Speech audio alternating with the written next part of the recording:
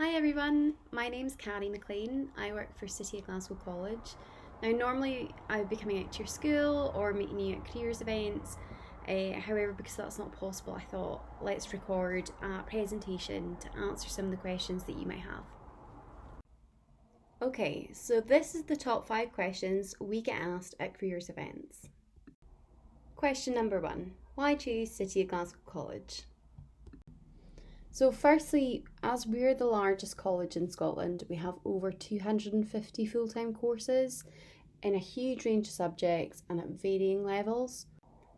We also have excellent business links. We know what employers want and work closely with industry partners to enable our students graduate with relevant industry skills.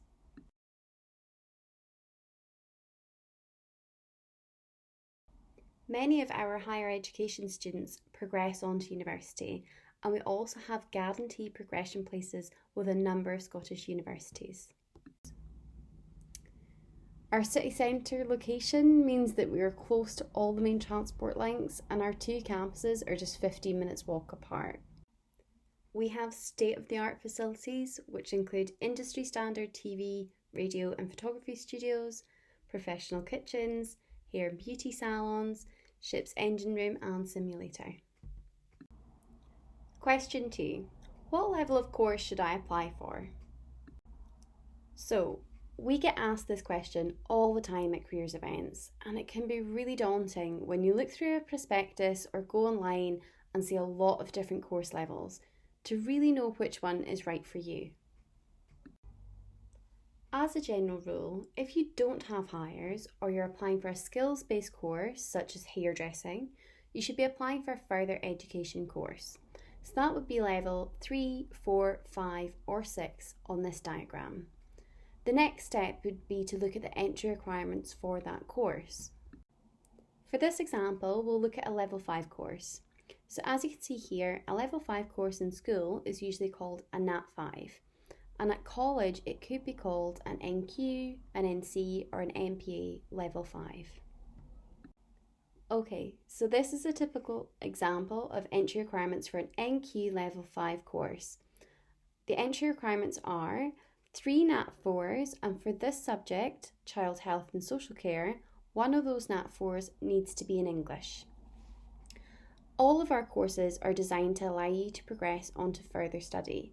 And in this example, if the student completed this course and stayed on to study a further 2 years at college, they could potentially apply to study nursing at university.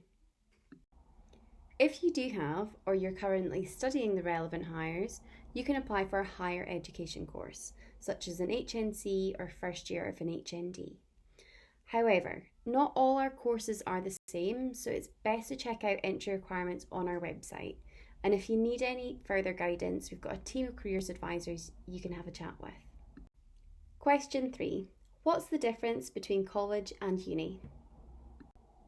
One of the key differences between college and uni is our entry requirements. Entry requirements at college are typically lower than at uni. As you can see by the highlighted rows, an HNC college course and first year of a degree are both classed as level 7. So I will now show you a direct comparison of the entry requirements for both of these courses. So for an HNC in electrical engineering, the minimum higher entry requirements are 2 hires at grade C or above, including maths and preferably physics. As we mentioned earlier, you may have studied an FE, a further education course that will lead you on to the HNC. In this example, an NQ level 6 in engineering could lead you on to the HNC. Moving on to typical requirements for first year of a BEng in electrical engineering at uni. So the hires needed are 3 A's and 1 B.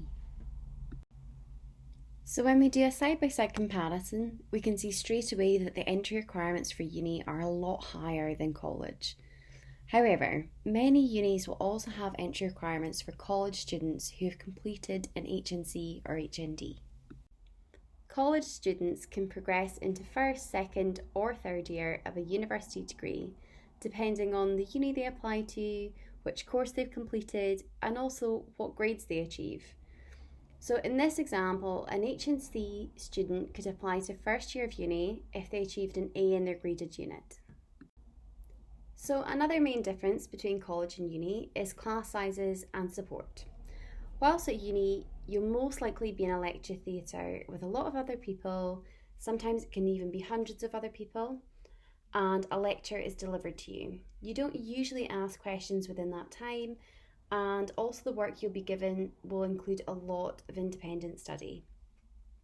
At college, you're in a classroom, so your classes are taught with maybe 30 other people. You get to know your lecturer and you can ask questions freely, and you'll have a higher level of support at college than at university. But you are given more independence than in school, and you'll also learn how to be more independent in your studies. Question 4. What should I include in my personal statement? A personal statement gives you an opportunity to explain why you're applying, what makes you suitable, and tell us what skills and experience you have that is relevant for your application. We also want to know what you want to do after your course.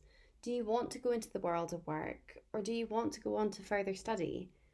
One of the best tips we have for writing a great personal statement is to do some research. Go online and look at the modules of your course so that you have a good understanding of what the course involves. And lastly, question 5. How do I apply? Our applications open in January and they're processed in date received order, so make sure you apply as soon as you can. Our applications are made directly to us through our website, so all you need to do is find the course you want to apply for and select the Apply Now button. So this will then take you to the application form and you create your My Application account. Once you've completed your application, you can check the status by logging into your My Application account. We suggest you do this fairly regularly so you don't miss your chance to accept an offer. So thank you for watching. I hope this has been helpful. We've got some great videos on our YouTube channel that cover some other topics, and if there's any other information that you want us to cover, you can just let us know. Thanks.